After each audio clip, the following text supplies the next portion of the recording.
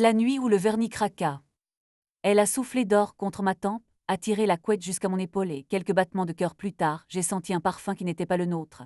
Pas celui de ses draps, pas celui des huiles de mon atelier, pas même celui des lessives qu'elle choisit en fermant les yeux. C'était un sillage de santal et de poivre clair, une odeur qui s'accroche au rideau comme une promesse qu'on n'a jamais faite ensemble.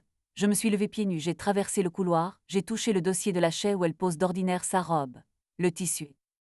Je m'appelle Adrien, je construis des violons et des altos dans un atelier au fond d'une cour qui sent la sueur et l'orage. Ma compagne s'appelle Léa, une voix que la ville connaît sans connaître le visage, productrice à la radio, reine des micros qui captent les confidences des autres. On s'est rencontrés dans un café banal parce que rien ne l'était, elle tenait dans ses mains un vieux casque craquelé, et j'avais dans les miennes un chevalet qu'on aurait dit une petite arche dorée. Elle a dit votre voix parle, j'ai dit votre voix aussi, et nos deux. Nous avons vécu une longue période où tout était juste. Ses notes dans la cuisine, ma main à ses reins quand elle monte l'escalier, des dimanches à regarder les voiles sur la rivière et des nuits où le silence avait la couleur du miel. Puis très lentement, les choses simples ont pris trop de place et les grandes se sont tassées comme un feu qu'on entretient mal. Le premier signal, rétrospectivement, n'était pas ce parfum d'homme à l'aube. C'était un sourire un soir de pluie devant son reflet. Elle a noué une écharpe que je ne connaissais pas, a remonté d'un geste son col, a posé un rouge plus dense que d'habitude. J'ai demandé où elle allait. Elle a répondu une réunion tardive et a ajouté ne m'attends pas, comme on dépose une pièce dans une fontaine en espérant qu'elle tombe sans bruit. La semaine d'après, un mot tracé trop vite sur un post-it, dîner d'équipe. La semaine encore suivante. Cette nuit d'odeur étrangère, je n'ai pas allumé. Je me suis couché près d'elle, j'ai glissé mes doigts sous la ligne de sa nuque, là où sa peau devient chaude au simple souvenir d'être touchée. Elle a soupiré comme on s'excuse. J'ai gardé la main là sans bouger longtemps, et dans l'obscurité j'ai senti que ma pomme, amie de toujours, devenait pour elle un 15 plein de questions. Plus tard, au petit matin, j'ai entendu le jet de la douche, la boîte de maquillage qui claque, ses pas nus sur le parquet. Elle m'a embrassé au coin de la bouche, si brièvement. Mon atelier m'a sauvé de bien des bêtises. Je me suis réfugiée sous la lampe haute qui rend le bois vivant, j'ai posé une table de noyer sur des tréteaux, j'ai aligné mes gouges, j'ai respiré. Le vernis sur un instrument, ça craque quand on veut aller trop vite, la vérité aussi. Je me suis remis à sculpter, mais les mains savent quand le cœur ment. J'ai entaillé trop profond, j'ai poncé trop fin, j'ai dû recommencer. À l'heure où la lumière pâlit, j'ai fermé la porte et je suis allée jusqu'à sa radio. Un vigile que je croise parfois m'a reconnu, a levé la barrière avec un sourire de connivence que je n'ai pas demandé. Elle est en studio, a-t-il dit. Derrière la vitre, Léa dansait de la main dans l'air pour guider un invité. Son profil était celui que j'aime, concentré, tendre, intransigeant. Le technicien à côté d'elle n'était pas l'ombre coupable que j'étais venu chercher, un vieux monsieur dont les doigts tremblaient au-dessus des fadets. J'ai eu honte de ma suspicion. Je suis reparti sous la bruine, trempé jusqu'aux os, mais presque à... Je ne voulais pas devenir policier. Et je ne voulais pas, non plus, rester spectateur de ma propre disparition.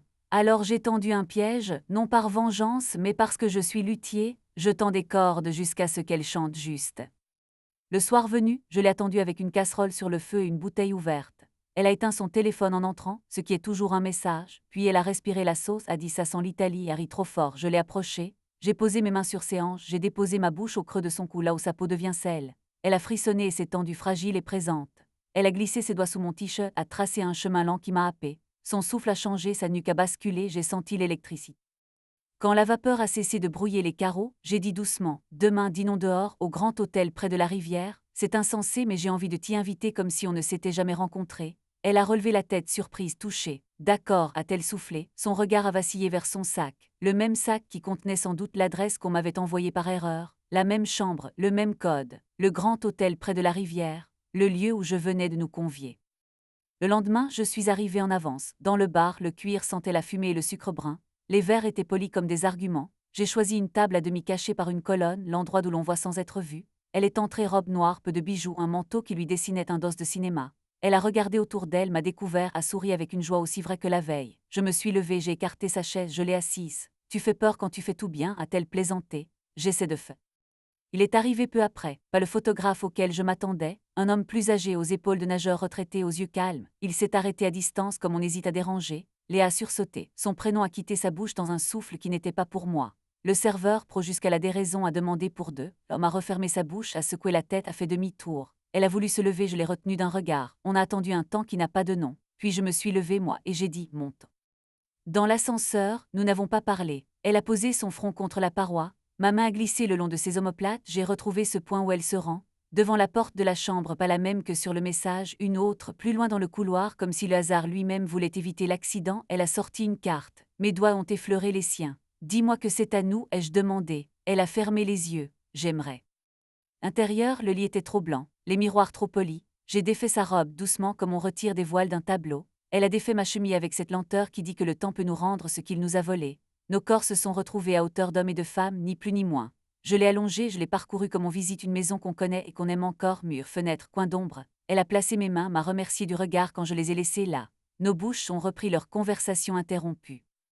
Je me suis retirée d'elle, pas de son corps, de cette minute. Elle m'a cherché. Reste, a-t-elle dit. Je suis là, ai-je soufflé. Et j'ai compris que c'était ça, le drame. Nous étions là, et une part d'elle ailleurs. On peut aimer très fort et y être deux. Nous n'avons pas dormi à l'hôtel. Nous avons descendu les étages en tenant nos manteaux dans nos bras, comme des élèves après une répétition. Dans la rue, la pluie raffinait les néons. Je lui ai tendu le bras. Elle s'y est pendue. On a marché jusqu'à l'aube, sans phrase, avec nos ombres qui, parfois, se superposaient et parfois pas. Au matin, j'ai proposé un pacte simple. Tu ne me racontes pas tout. Tu me dis l'essentiel. Et l'essentiel, c'est une phrase. Est-ce que tu veux que nous soyons encore nous? Elle a regardé ma tasse, la vapeur, mes doigts autour. Oui, a-t-elle dit. La petite cloche à l'intérieur de moi a sonné. Alors on va mettre des bords, des horaires, des mots qui sauvent avant ceux qui blessent. On va voir quelqu'un. Et Léa, je vais faire une chose de musicien. Je vais composer une pièce qui s'appellera La Vérité et tu la diffuseras à l'antenne si tu veux. J'ai écrit, je n'ai pas dormi grand-chose. Dans l'atelier, j'ai posé un cahier sur l'établi, j'ai creusé dans le bois et dans moi, j'ai cherché des notes qui tiennent debout même quand tout vacille. La pièce a pris forme, un motif de 3 souffles, une montée, une suspension, une reprise presque semblable et finalement différente. Je l'ai enregistré à même le bois dans la poussière d'érable avec un micro emprunté à un ami batteur. Lorsque je l'ai apporté, elle l'a écouté sans bouger, yeux ouverts. À la fin, elle a mis sa main dans ma nuque. Le jour de la diffusion, j'ai attendu dans le couloir de la régie, avec mon cœur serré dans un étau tendre. Elle a présenté la pièce sans ajouter un nom propre, avec des mots de métier et de peau. La musique a rempli la pièce, puis l'immeuble, puis peut-être des cuisines où des inconnus épluchaient des poivrons. Nous n'avions dénoncé personne. Nous avions exposé une cicatrice en train de prendre. Ça suffit parfois. Il y a eu des rechutes, un message venu trop tard, un dîner reporté sans raison, une odeur revenue sur une veste, des nuits où elle se tourna vers le mur et d'autres où c'est moi qui ai fui sous un prétexte idiot. Nous avons appris à ne pas additionner les peurs, à les poser une par une comme on pose des outils sur un velours noir. Nous avons entamé des séances de thérapie et la femme qui nous a reçus avait des mains immobiles qui portent bien leur nom. Elle nous a appris des phrases courtes, je panique, j'ai honte, j'ai envie, j'ai mal. Parfois dans notre lit, j'ai vu passer dans ses pupilles un reflet qui n'était pas moi. Alors j'ai nommé le fantôme à voix basse et il est parti. Parfois dans l'atelier, j'ai tendu la main vers mon téléphone comme vers un verre et je l'ai reposé. J'ai compris qu'on peut choisir, au milieu des urgences, respirer ou s'effondrer. J'ai choisi de respirer. Il y a eu un soir d'été où nous avons fait l'amour sans que l'histoire se jette entre nous, un de ces soirs où la fenêtre ouverte ne laisse entrer que la brise. Elle s'est assise sur moi, très lentement, a guidé ma bouche vers la courbe de son sein, a glissé sa paume sur mon ventre avec la précision d'une musicienne. J'ai embrassé le pli près de sa hanche, elle a pris ma main et l'a mise là où l'aveu se fait chair. Nos rythmes se sont trouvés, nos mots se sont tus, nos corps ont parlé sans colère ni preuve. Après, elle a dormi contre moi le bras. Je n'ai pas oublié, on n'oublie pas vraiment quand le vernis craque, mais j'ai cessé d'écouter si les fissures vont s'élargir. Je les huile, je les surveille, je les accepte quand elles racontent la vie. Nous avons gardé le violon qui a servi à la pièce, il est accroché au mur de la chambre, muet et présent comme une photographie qui respire. Parfois je le décroche, je pince une corde très doucement. Léa sourit dans son livre et dit encore, je joue 3 notes, je les joue bien, je les joue pour elle. Si vous êtes allé jusqu'ici, dites-moi, qu'est-ce qui vous trahit en premier chez vous quand l'amour se fissure, la peau, l'odorat ou les couverts qu'on aligne trop droit? Vous pensez qu'on peut rester sans se perdre et se retrouver sans se punir? Moi ce soir j'y crois. Je tends mes cordes, elle tend sa voix et au milieu, entre nos deux métiers de précision, il y a un pays qui n'appartient qu'à nous, un lit défait, une cuisine où le café infuse, un atelier qui sent le soleil dans l'érable. Et l'idée simple que nous sommes là l'un pour l'autre, tant que nous